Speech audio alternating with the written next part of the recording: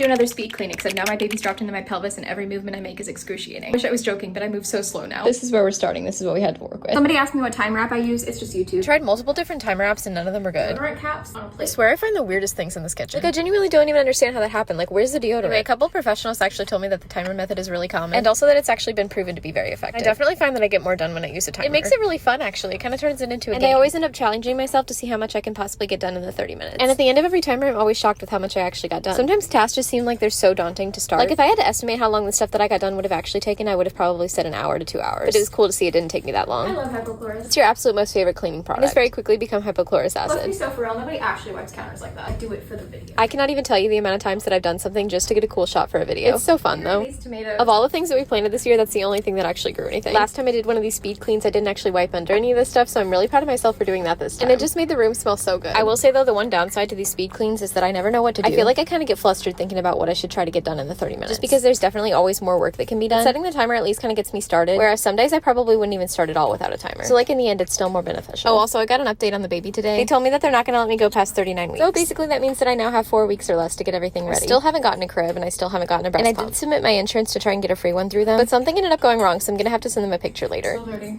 Yeah, I actually had to pick that out with my nails because it wasn't coming out. So I can't really fault the dishwasher for that one or the dishwashing detergent. Those are just our air fryer racks that collect things like crazy. Anyway, if I did have the baby sooner, why? It's not like I'm totally unprepared. Like, I do have breast pumps from my previous pregnancies. And we also have a pack and play that the baby could sleep in. My second baby never actually had a crib. She just slept in a pack and play. And really the only reason that we were looking at buying one is because it's a mini crib that would fit downstairs better. Anyway, we already have clothes, obviously. I do at least need to get new parts for my breast pump, and we need new bottles because we had glass ones and my daughter broke all of them. But I still love them anyway. Not the door theme song constantly running through my head already. Anyway, at some point this week, I probably need to sit down with my husband and put together a registry. Because a lot of them have those checklists and things, and there are things that I always forget about. Even though this is my third baby, the newborn stage only lasts for a little bit. It can be hard to remember everything.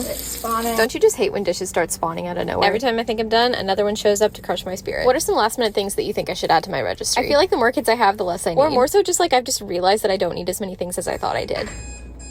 Point the timer went off, but I did decide to actually do more work because there were things that I wanted to get done. So I restarted the timer to kind of show you how long it took. No, I did not work for a full hour. It was more so just to keep track of the time. Anyway, I might be a third time mom, but that does not mean that I know everything. And I'm a huge fan of learning from other people and their experiences. Personally, I think there's always more that you can learn. So in this comment section, no advice is unsolicited. And feel free to lay it on me. I've also never had a C-section before, but I think that I might need to start looking things up and preparing for that. Because if things go wrong at my next scan, they may have to induce me even earlier. Which would slightly increase my risk of needing a C-section just because I'm only 35 weeks and it could put the baby into distress. So if you have any advice on the healing process or if you think there's anything I should get to prepare for that, please let me know because I honestly have no idea where to start. The prayer is still that I make it as long as possible and that the induction works, but I think it's always good to be prepared anyway. Anyway, here's some before and afters of the kitchen and kind of what I got done today. Thank you if you made it this far. Is it perfect? No. Is it better? Absolutely. And I can do the rest later.